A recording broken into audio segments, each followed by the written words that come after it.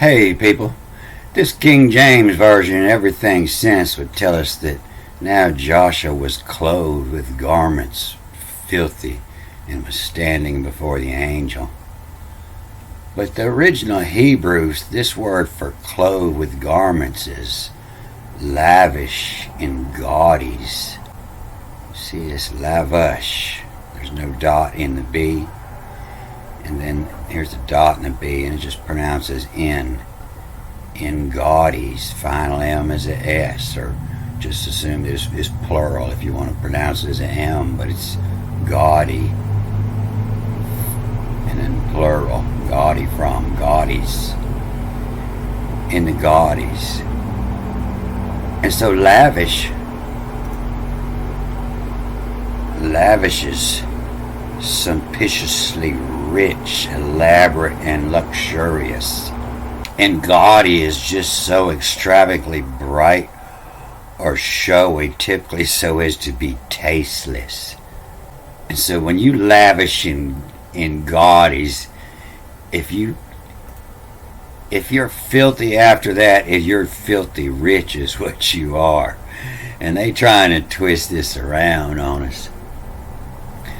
So a couple years ago, somebody asked me, well, why should we believe you? And you shouldn't believe me. I'm not looking for sheep. You know, if you're looking for something to believe, go to church and find something to believe in. But all I want you to do is Google ancient letter meaning chart and Google the images and look at them all. Look at all these ancient 22 letter meaning charts and study the letter meanings. And like I say, I use this a lot after studying them all and comparing all the alphabets and seeing it was the same 22 letters. You know, I like to start with this one, and it gave me a better idea of how to memorize what that picture was. You know, I could see it better in the picture here. And then I went to this Paleo Hebrew here because the pictures hadn't changed much, and they were working closer to our alphabet today. You know, our Roman style alphabet. And then I started learning this block style Hebrew, but it was easier to remember the other way. But you can look at all those letter charts, well, like I say, this is the handiest one, and it's got these Hebrew block style. And when I started this, I went back and forth. I would look at the letter, especially between these E and the H and the T. You know, very similar, and this S and this final M that are so similar. You know, I had to go back and study for a while before I got this, and just study these picture meanings and these words here.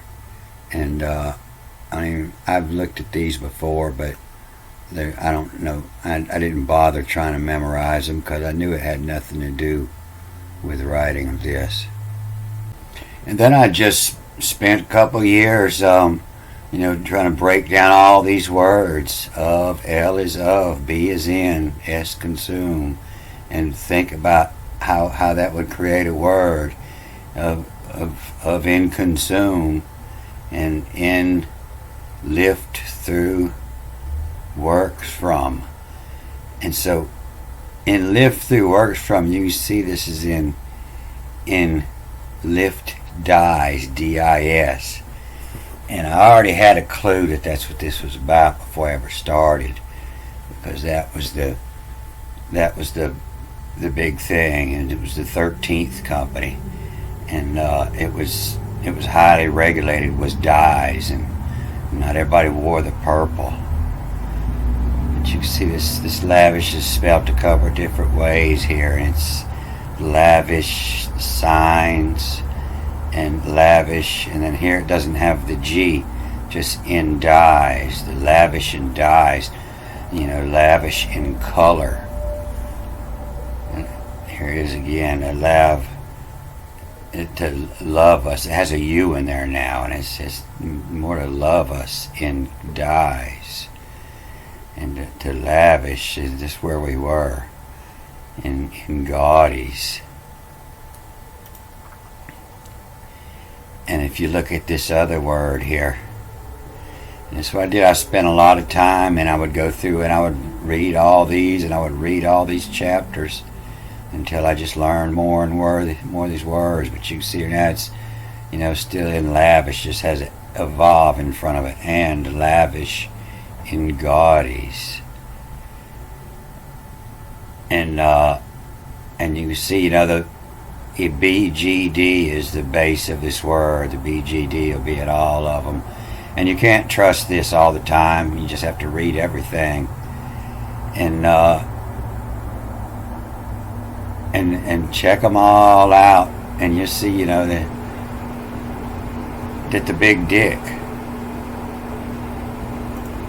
and final M reads as a S, the big dicks, and that's what we call, them. It's Lavish In Gaudies, the big dicks, the one in charge. He's a big dick,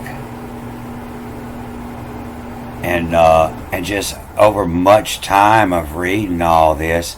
And I got to seeing how this language is created, where everything fits together. And what do you think that our ancestors been doing for thousands of years with this book? They learned how to read it. Not just the Jews reading this. This is English, and the covenant was called in the writ. British. B-R-I-T is the name of the covenant. God made a covenant with man, and it was called the Brit in the British language. That's what we call English today. Old English is Brit. So this word Joshua, it begins with a vav here, and Joshua. We'll see it up here in the first line, just J-E-W-S, Jews, and then the O, the I, to see.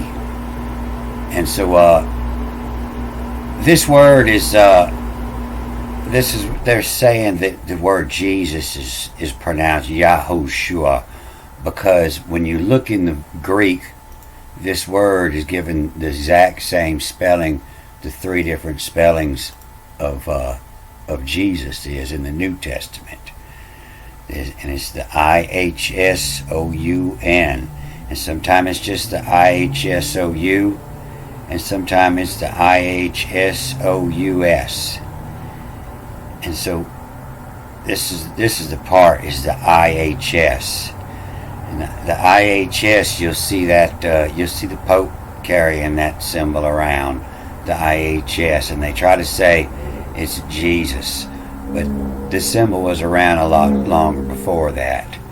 And so it kind of means, make his, and so it's addressing the king or the Pope or whoever's in charge, is to make his, the queen, to make hers, because they own everything, and we're just sharecroppers. We leasing a piece of land from them. And so in the Hebrew, it's J-E-W-S. The Jews is on the Hebrew side, but it's the I-H-S in the Greek book. It's the Roman book, it's the King's book. And so actually, this is a book of rebellion, and this was teaching the people how to fight back against the king that was overtaxing them. So there's one more anomaly in this name, and if you had somebody, Egyptologist like Hawass reading it, he would say that the God's names you would read the first letter and then you read it backwards. And so this would read J-O-S-H-U-E, as in Joshua, if it was an Egyptian god. And so this is a good 3 lines here. It talks about Joshua and the priest and the angels and Satan, and who's on the right hand to oppose him, of Satan too, and to make gore, to rebuke you. And so actually this is a poem, and none of those are in here. The only ones in here is the Khan. And so this reads, who ran it? Why is why means who or how. How ran it? Who ran it to? A shoe. Backwards after that tack. A shoe. OSU, that's an ancient word for a house calling medicine man. Who ran it to a shoe. And then the Jews see the con.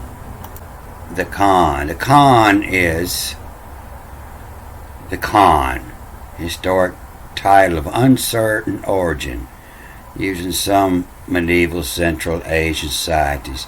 Notice that uncertain every time it's too old to say it's British. But that was the con, the royal, the nobility. And it's the way they're trying to change things today. They're trying to put all the drug makers in the noble positions. Who ran it to a shoe? The Jews see the con. The goodwill amid of place from lack you. The goodwill amid isn't standing. We're gonna find stand down here, but is in the place of amid of place, in the middle of the place from lack you. You're lacking goodwill. You're the evil one here.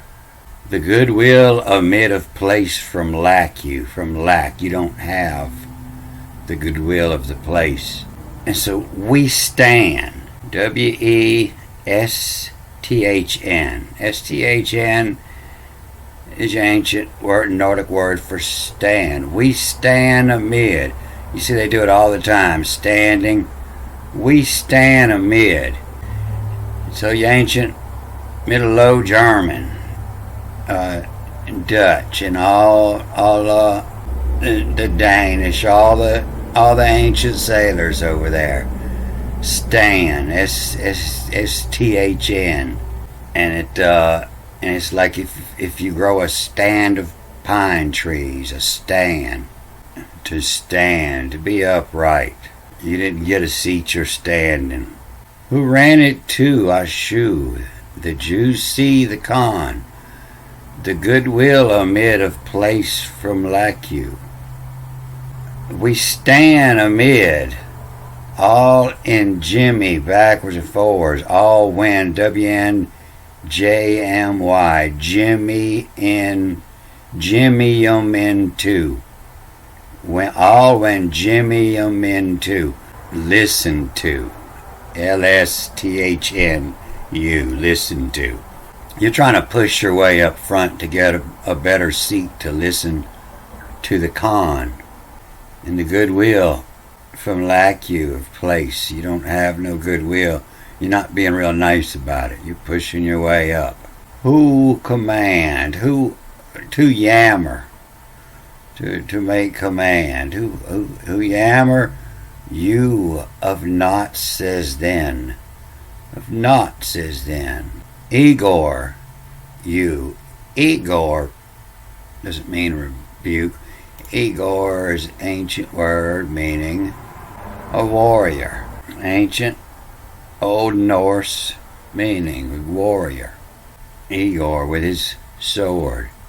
It means a warrior king. Somebody who fought his way to the top. Who command? Who Homer? You of not see stand, Igor. You back the stand. You standing in the back. And remember just a couple movies ago, that back was meaning in this 25 blot out Amalek. The back was meaning your rear ranks, your back. You back the stand. Who gore your back? Who gore? Gore is when a bull sticks a horn in you. Who gore your back?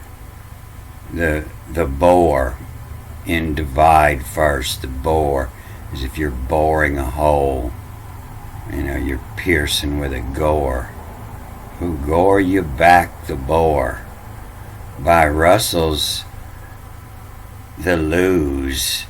Do backwards. Do muscle mass. M-A-S. Due to muscle mass. Being Igor is a big old dude, you lose due to the muscle mass by Russells in the wrestling match. Jerusalem is called make Russells because it was taken.